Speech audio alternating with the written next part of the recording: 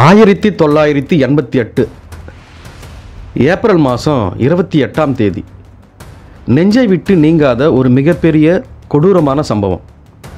24,000 அடிக்கு மேலே பறந்து கொண்டிருந்த விமானம் அமெரிக்காவின் ஹவாய் தீவுகள் உள்ள 2 தீவுகளுக்கு இடையே ஒரு குறுகிய பயணத்தை அந்த விமானம் மேற்கொண்டது.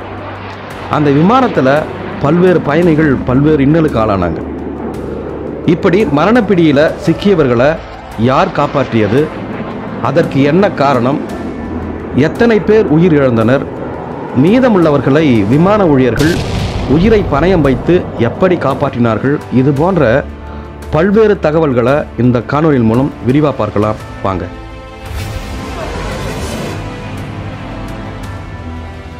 அலோஹா ஹவாய் மொழியை சேர்ந்த இந்த வார்த்தை ஒருவரை வாழ்த்துவதற்காக பயன்படுத்தப்படுது. இது மட்டும் இல்லாமல் இந்த வார்த்தைக்கு ஒருவரை வாருங்கள் என்று அழைக்கும் அர்த்தமும் உண்டு. இப்படி மகிழ்ச்சிகரமான வார்த்தையை கொண்ட அலோஹா ஏர்லைன்ஸ் விமானத்தில் 1988ஆம் ஆண்டு ஏப்ரல் மாதம் பயணம் செய்த 95 பயணிகளை நோக்கி மரணம்தான் அலோஹா என கூறுகிறது.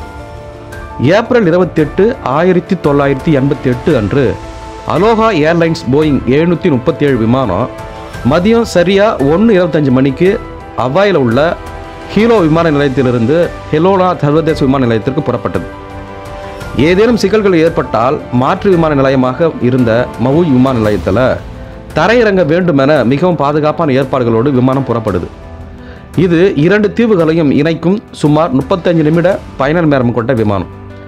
மிக குறுகிய கால இடைவெளியை கொண்ட ஒரு விமானம் பறப்பதற்கு ஏற்ற உயரத்தில் இருக்க வேண்டும். விபத்து நடந்த அன்று விமானத்துக்குள் சூழல் இயல்பாகவும் மகிழ்ச்சியாகவும் இருந்தது. விமானத்தில் இருந்த சில சுற்றுலா பயணிகள் ஜன்னல் வழியே பிரம்மியமான இயற்கை காட்சிகளை ரசித்து கொண்டே வராங்க. அதே சமயம் வழக்கமாக அந்த விமானத்தில் பயணிப்பவர்களும் இருக்கிறாங்க. விமானத்தின் தலைமை விமானியான 44 வயதுடைய கேப்டன் ராபர்ட் ஷெர்ன்டைமர் அப்படின்றவர் அலோஹா விமான நிறுவனத்தில் 11 ஆண்டுகளாக பணி செய்கிறார். மொத்தம் 8000 மணி நேரம் அவருக்கு விமானத்தை இயக்கிய அனுபவம் இருந்தது. அதில் 6700 மணி நேரம் அவர் தற்போது ஓட்டும் போயிங் 737 ரக விமானத்தை இயக்கியிருந்தார். அதே போல காக்பிட்டில் துணை விமானியாக மேட்லின் ராக்கின்ஸ் என்ற பெண் ஒருவர் இருந்தார். 37 வயதான அவருக்கு நெருக்கமானவர்கள் மிமின்னு அப்படின்னு செல்லமாக கூப்பிடுவாங்க. அவருக்கு மொத்தம் 8000 மணி நேரம் விமானத்தை இயக்கிய அனுபவம் இருக்குது. அதில் 3500 மணி நேரம் அவர் போயிங் 737 விமானத்தை இயக்கியிருக்கார். விபத்து நடந்த அந்த நாளில் வானிலை தெளிவாக இருந்தது. எனவே துணை விமானி மிமி விமானத்தை எடுத்து செல்வதையும் கையாளும் பொறுப்பையும் ஏற்றுக்கொண்டார். அதே நேரத்தில் கேப்டன் ராபர்ட் விமான போக்குவரத்து கட்டுப்பாட்டாளராக இருக்கிறார். அது மட்டும் இல்லாமல் பிற வழக்கமான பணிகளையும் அவர் பார்த்துக்கொள்கிறார். இந்த விபத்து பற்றிய அமெரிக்காவின் தேசிய போக்குவரத்து பாதுகாப்பு ஆணையம் அறிக்கை ஒன்றை ஜூன் மாதம் 1989 வெளியிடுறாங்க. அந்த அறிக்கையில் விபத்தின் போது என்ன நடந்தது என்பது விவரிக்கப்படுது. மிக குறைந்த விமான நேரத்தால் விமானம் அதன் உயரத்தை அடைந்தவுடன் விமான பணிப்பெண்கள் பயணிகளுக்கு உணவுகளை வழங்க தொடங்குறாங்க. இருப்பினும் பயணிகள் சீட் பெல்ட்டுகளை அணிந்திருக்க அறிவுறுத்தப்பட்டாங்க. அதாவது அந்த விமானத்தில் விண்வெளி பொறியாளர் வில்லியம் பிளாகின் மற்றும் அவரது மனைவி ஜாய் ஆகியோர் தங்களது 21வது திருமண ஆண்டு விழாவை கொண்டாட ஹவாய்க்கு சென்று கொண்டிருக்கிறாங்க. ஜன்னலுக்கு அருகில் 2வது வரிசையில் ஜாய் அமர்ந்திருந்தாங்க. 58 வயதான கிளாரா பெல் லான்சிங் 37 ஆண்டுகளாக விமான நிறுவனத்தில் பணியாற்றிய தலைமை விமான பணிப்பெண்ணாக இருக்கிறாங்க. இவரது நெருங்கிய வட்டாரத்தில் இவங்களை சிபி என்று அவங்கள செல்லமாக அழைப்பாங்க. கிளாரா முன்வரிசையில் பயணிகளுக்கு குளிர்பானங்களை பரிமாறி கொண்டிருக்கிறாங்க. மேலும் 2 பணிப்பெண்கள் விமானத்தின் பின்பகுதியில் பணியில் இருக்கிறாங்க. விமானம் எப்போது தரையிறங்கும் என ஜாய் அந்த பணிப்பெண்களிடம் கேட்குறாங்க. அப்போது விமானம் விரைவில் தரையிறங்கும் என கூறிய அந்த பணிப்பெண்கள் புன்னகை முகத்தோடு குளிர்பானத்தை வழங்கி கொண்டே போயிட்டே இருக்கிறாங்க. அப்போதுதான் பெரும் சத்தத்தோடு யாருமே எதிர்பார்க்காத அந்த சம்பவம் நடக்குது.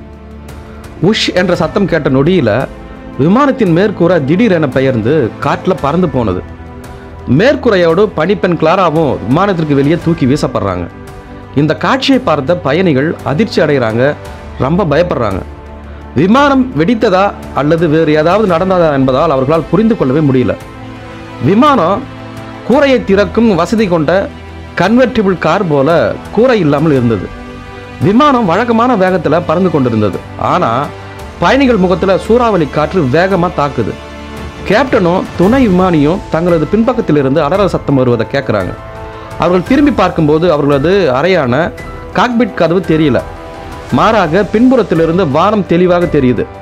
விமானிகள் இருவருக்கும் என்ன நடக்குது என்பதை புரிந்து கொள்ள சில வினாடிகளே ஆகுது. அந்த நேரத்தில் தான் திடீரென விமானத்தின் காற்றழுத்தம் காரணமாக ஆக்சிஜன் முகமூடிகள் பயணிகள் முன்பு கீழே விழுது.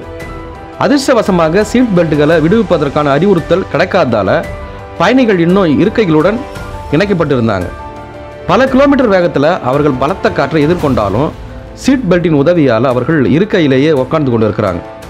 விமானத்தில் இருந்த பொருட்கள் அனைத்தும் காற்றில் பறக்குது.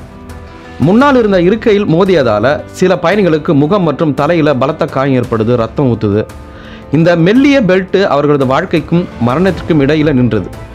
ஒரு விமான பணிப்பெண்ணின் தலையில் பலத்த காயம் ஏற்படுது. இதனால் மூன்றாவது உதவியாளர் பயணிகளுக்கு சீட் பெல்ட்டை கட்டி கொண்டு பொறுமையாக இருக்கும்போது அறிவுறுத்துறாங்க, நீங்கள் பயப்படாதீங்க, நாங்கள் இருக்கிறோம் அப்படின்ட்டு அவங்களுக்கு ஒரு உந்துதலாக இருக்கிறாங்க. இதில் முக்கியமான விஷயம் என்னென்னா, ஆக்சிஜன் முகமூடிகள் கீழே தொங்கி கொண்டு இருக்கு.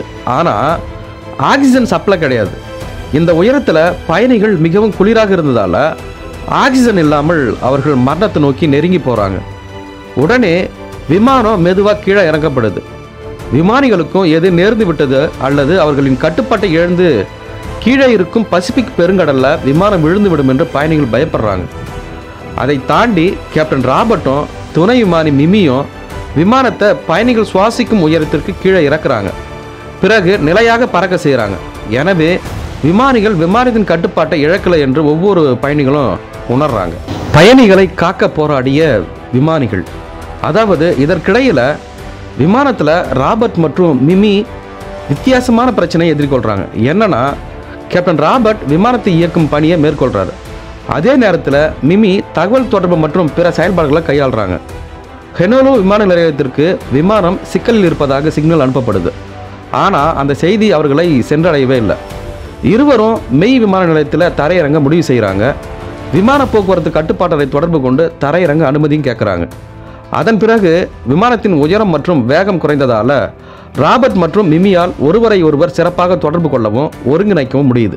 குழப்பம், ஒழுங்கின்மை மற்றும் ஒழுங்கற்ற தகவல் தொடர்புகளுக்கு மத்தியில் விமான கட்டுப்பாட்டு அறைக்கு விமானிகள் அனுப்பிய செய்தி இறுதியாக வந்து சேருது. விமானம் ஓடுபாதை எண் 2 தரையிறங்க வேண்டிய கட்டாயம் ஏற்படுது.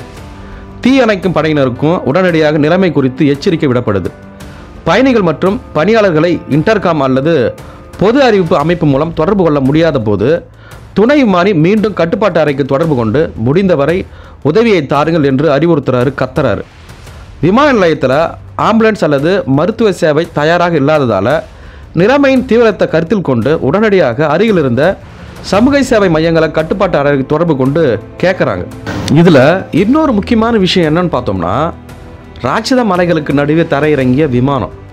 அதாவது விமானம் தரையிறங்க வேண்டிய ஓடுபாதைக்கு இருபுறமும் 3000 மீட்டர் உயரம் உள்ள 2 பெரிய மலைகள் இருக்குது. இந்த ஓடுபாதையில் விமானத்தை தரையிறக்குவது விமானிகளுக்கு ஒரு சவாலாகவே இருந்தது. இடது மற்றும் வலது முன் சக்கரங்களை இயக்குவதற்காக கேப்டன் ராபர்ட் அதற்கான பொத்தான்களை அழுத்துறாரு. இடது மற்றும் வலது பக்க சக்கரங்கள் திறக்கப்பட்டதை விமானி கவனிக்கிறார். ஆனால் முன் சக்கரம் திறக்கப்படவே இல்லை. சாதாரண சூழ்நிலையில் இது போன்று நிகழும்போது விமான கட்டுப்பாட்டு அறையை சுற்றி வட்டமிடும். கீழே இருந்து கட்டுப்பாட்டு அறை ஆபரேட்டர்கள் சக்கரம் திறக்கப்பட்டதா இல்லையா என்பதை கவனித்து விமானிக்கு தெரிவிப்பாங்க. ஆனால் இந்த விமானத்தில் அதை செய்ய முடியவே இல்லை. இந்த நிலையில் விமானம் கீழே விழுந்தால் அதன் முன்பகுதி தரையில் மோதி விமானம் தீப்பிடித்து எரிய வாய்ப்பு உள்ளது. இதனால் விமானிகள், விமான பணிப்பெண்கள், பயணிகள், விமான கட்டுப்பாட்டு அறை ஊழியர்கள், தீயணைப்பு வீரர்கள் மற்றும் விமான நிலையத்தில் இருந்தவர்களின் உயிர்களுக்கு ஆபத்து ஏற்படும் நிலையில் இருந்தது. விமான நிலையத்தில் காற்று அதிர்ஷ்டவசமாக நிலை பெற்றது மற்றும் விமானத்தின் முன்சக்கரமும் திறந்தது. இதனால் மிமி மற்றும் ராபர்ட் விமானத்தை வெற்றிகரமாக தரையிறக்கிறாங்க. அவர்கள் இறங்கியவுடன் பயணிகளும் விமான கட்டுப்பாட்டு அறை ஊழியர்களும் அவர்கள் இருவரையும் சூழ்ந்து கொண்டு வாழ்த்து தெரிவிக்கிறாங்க, சந்தோஷமாக இருக்கிறாங்க. இந்த விபத்தில் மொத்தம் 8 பேர் தீவிரமான மற்றும் 57 பேர் சிறிய காயங்களுக்கு உள்ளாகிறாங்க. அதே நேரத்தில் 29 பயணிகள் காயமின்றி இருந்தாங்க. கடைசி வரை கிடைக்காத பணிப்பெண்ணின் உடல். இந்த விபத்தில் ஏற்பட்ட ஒரே உயிர் பலி விமான பணிப்பெண் கிளாராபெல் தான். பசிபிக் பெருங்கடலில் விழுந்த அவரை 3 நாட்கள் அமெரிக்க கடலோர காவல் படை குழு அமைத்து தேடுறாங்க. ஆனால் கிளாராவின் உடலை இன்று வரை கண்டுபிடிக்க முடியல. அவரது நினைவாக ஹனாலு விமான நிலையத்தில் 1996ஆம் ஆண்டு ஒரு தோட்டம் ஒன்று நிறுவப்படுது. விமானத்தின் உடைந்த பகுதிகள் மீட்கப்படாததால் விபத்திற்கான உறுதியான காரணங்கள் தெரியல. ஆனால் சூழ்நிலை சான்றுகள் மற்றும் கிடைத்த தகவலை வைத்து விபத்திற்கான காரணம் கண்டுபிடிக்கப்பட்டது. விபத்திற்குள்ளான அலோஹா ஏர்லைன்ஸிற்கு சொந்தமான 41 கோடி ரூபாய் மதிப்பிலான அந்த விமானம் பழுது பார்க்க முடியாத அளவுக்கு சேதமடைந்ததால் விமானம் உடைத்து விற்கப்படுது.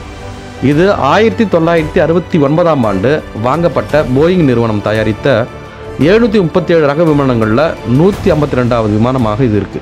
விபத்திற்கான காரணத்தை பொறுத்தவரை ஒரு விமானம் காற்றில் இருக்கும்போது அது காற்றின் அழுத்தத்திற்கு உள்ளாகிறது. இதன் காரணமாக விமானத்தை ஒன்றாக வைத்திருக்கும் பக்கவாட்டு பகுதியில் இருக்கும் ரிவெட்டுகளில் அழுத்தம் ஏற்படுது. ஒரு விமானம் புறப்படுவதும் தரை இறங்குவதும் அதன் மீது அழுத்தத்தை ஏற்படுத்துது. விமானம் ஹவாய் தீவுகளுக்கு இடையில் அடிக்கடி பலமுறை பயன்படுத்தப்பட்டது. விபத்து நடந்த நாளில் கூட அந்த விமானத்திற்கு 3 சுற்றுப்பயணங்கள் திட்டமிடப்பட்டிருந்தன. இந்த விமானம் 35,500 மணி நேரம் வானிலை பறந்து 89,680 சுற்றுகள் பயணித்திருக்கு. விமானத்தில் துருத்தி கொண்டிருந்த சில பாகங்கள் காரணமாக தான் விமானத்தின் உலோகம் அதிக அழுத்தத்தில் இருந்ததாக விசாரணையில் தெரிய வந்தது. மேலும் ஹவாய் பகுதியில் இயல்பாகவே காற்றில் உள்ள ஈரப்பதம் மற்றும் உப்பு நிறைந்த காலநிலை ரிவெட்டுகளை சுற்றி மிகவும் மெல்லிசான விரிசல்களை ஏற்படுத்தியது. ஆனால் பராமரிப்பு பணிகள் பெரும்பாலும் இரவில் அல்லது அதிகாலையில் செயற்கை ஒளியின் கீழே செய்யப்பட்டதால் அது கவனிக்கப்படலை. இது தவிர விமான மேற்பகுதியை இணைக்க பயன்படுத்தப்பட்ட உலோகங்களும் தேய்ந்து போயிருந்தன. ஒரு காருக்கு அவ்வப்போது பம்பர் டு பம்பர் சோதனை தேவைப்படுவது போல ஒரு விமானத்திற்கு அவ்வப்போது விமானத்தின் மூக்கு முதல் வால் வரையிலான சோதனை தேவைப்படுது. ஆனால் அந்த விமானம் தொடர்ந்து செயல்பாட்டில் இருந்ததால் அதன் முக்கியமான பகுதிகள் மட்டுமே அவ்வப்போது சோதிக்கப்பட்டன. விமானத்தின் முழு அமைப்பும் கவனிக்கப்படலை. இந்த விபத்தை தொடர்ந்து அமெரிக்காவின் ஃபெடரல் ஏவியேஷன் அட்மினிஸ்ட்ரேஷன் நியூ ஜெர்சியில் பழைய விமானங்களை ஆய்வு செய்வதற்கும் விமான கட்டமைப்புகளை ஆய்வு செய்வதற்கும் ஒரு புதிய நிலையத்தை நிறுவனாங்க. இதில் விமானங்களில் ஏற்படக்கூடிய தேய்மானங்கள் மற்றும் விமான பயன்பாடு உள்ளிட்ட பல விஷயங்கள் சோதிக்கப்படுகின்றன. இதன் காரணமாக அமெரிக்கா மட்டுமின்றி உலக விமான நிறுவனங்களின் பாதுகாப்பு அதிகரிக்கப்பட்டுள்ளது. விபத்திற்குள்ளான போயிங் 737 ரக விமானத்தை அமெரிக்காவை சேர்ந்த புகழ்பெற்ற போயிங் நிறுவனம் தயாரித்தது. தொடர்ந்து போயிங்கின் 737 ரக விமானங்கள் பல விபத்துகளை சந்தித்தன. 2020ஆம் ஆண்டு டிசம்பர் வரை போயிங் 737 விமானங்களை இயக்க உலகம் முழுக்க தடை இருந்தது என்பது குறிப்பிடத்தக்கது. மேலும் இது போன்ற பல்வேறு தகவல்களை அடுத்த காணொலி மூலம் தொடர்ந்து பார்க்கலாம். நன்றி.